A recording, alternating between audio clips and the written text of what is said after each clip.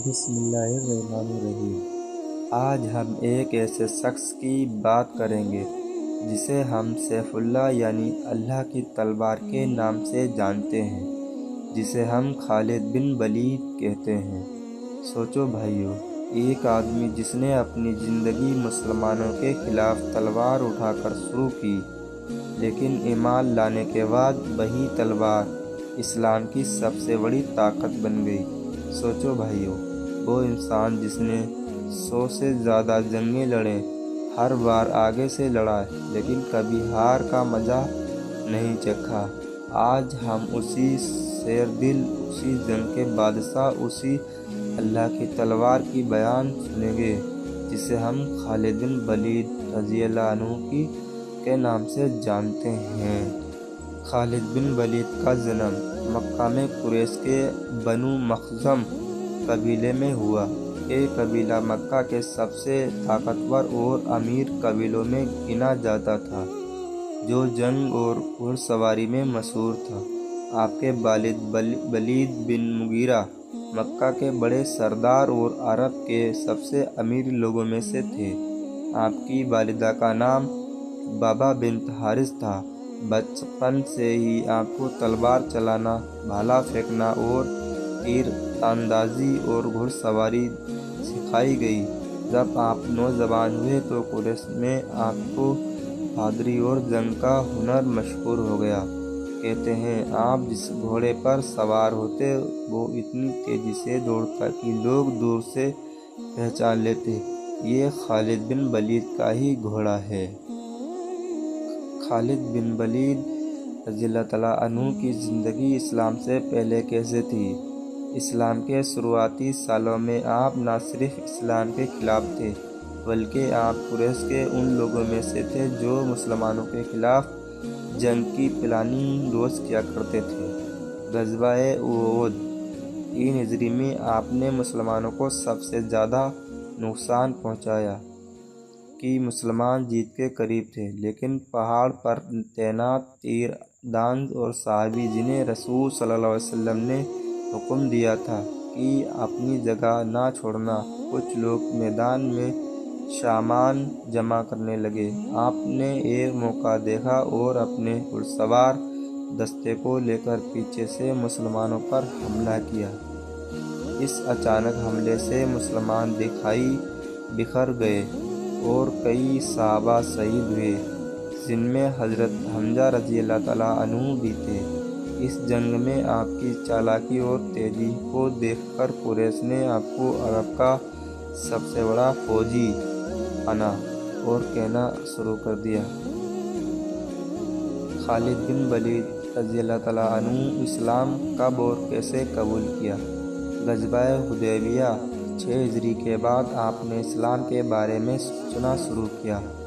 آپ نے دیکھا کہ مسلمانوں کی کم سنکھیا کے باوجود اللہ ان کی مدد کرتا ہے اور ہر جنگ میں ان کا لیول گرانے کے بجائے ان کا لیول بڑھایا جاتا ہے۔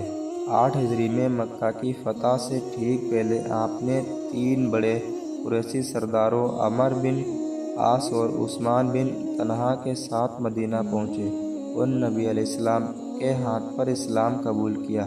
جب آپ اسلام لائے تو نبی علیہ السلام نے فرمایا، خالد بن ولید، تم وہ تلوار ہو جسے اللہ نے اپنے دشمنوں کے خلاف نکالا۔ یہیں سے آپ کو سیف اللہ کا لقب ملا، اللہ کی تلوار یعنی اللہ کی تلوار کا خطاب مل گیا۔ سبحان اللہ۔ اسلام قبول کرنے کے بعد پہلا امتحان چالو ہو گیا، یعنی مُوتَہ کی جنگ۔ 8 ہجری میں مسلمانوں کا لشکر صرف 3000 کا تھا، جبکہ سامنے رومی سامراج کی فوج 2 لاکھ سے بھی زیادہ تھی۔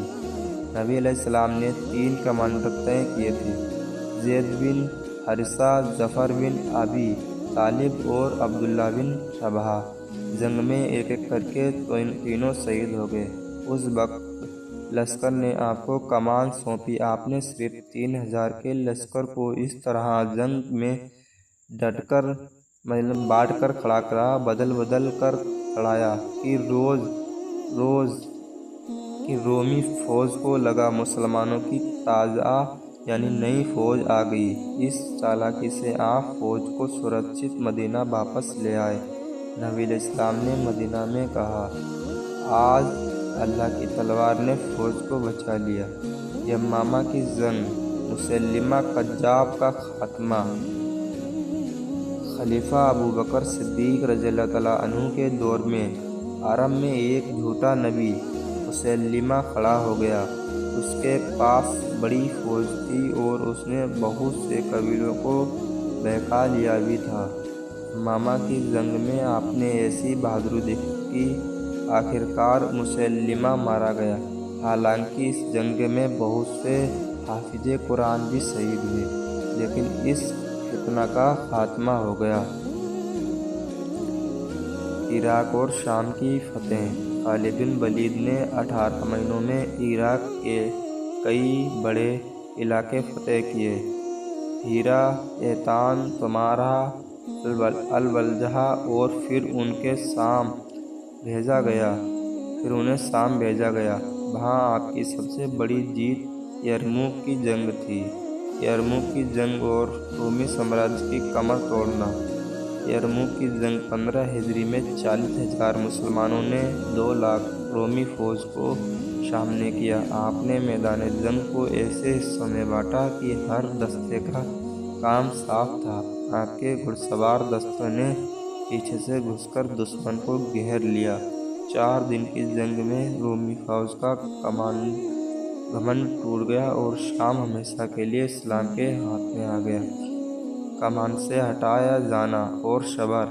حضرت عمر فاروق رضی اللہ تعالیٰ عنہ نے آپ کو فوجی کمان سے ہٹا دیا، کیونکہ انہیں ڈر تھا کہ لوگ آپ پر زیادہ بھروسہ کرنے لگیں گے بجائے اللہ کے۔ یعنی اللہ پر بھروسہ کرنے کے بجائے آپ پر بھروسہ کرنے لگیں گے، لیکن آپ نے کبھی شکوہ نہیں کیا اور سادھارن سپاہی کی طرح لڑے۔ آپ کا تقویٰ اور اللہ پر بھروسہ رکھنا یہی ثابت کرتا ہے۔ آپ کی وفات 21 ہجری میں حمص سیریا میں آپ کی وفات ہوئی۔ آخری وقت میں آپ نے کہا، میں نے اتنے میدان دیکھے، ایک بھی رات بغیر زخم کے نہیں گزری، لیکن آج میں بستر پر رہا ہوں، کاش موت تلوار یا تیر سے آتی۔ آپ کی قبر آج بھی حمص میں موجود ہے اور لوگ آپ کو سیف اللہ کے نام سے جانتے بھی ہیں۔ اور بس یہی جھلکتی تھی اس تلوار کی چمک، وہ تلوار جو کبھی میدان میں دشمنوں کی گردنیں کاٹتی تھی، آج ایک بستر کے کنارے رکھی خاموش پڑی تھی۔ خالد بن ولید، جس نے 100 سے زیادہ جنگیں دیکھیں، جس بدن کا تیر اور تلوار کے زخم گننا مشکل تھا، آج اپنی آخری سانسیں لے رہے تھے اور کہہ رہے تھے، کاش موت میدان میں آتی۔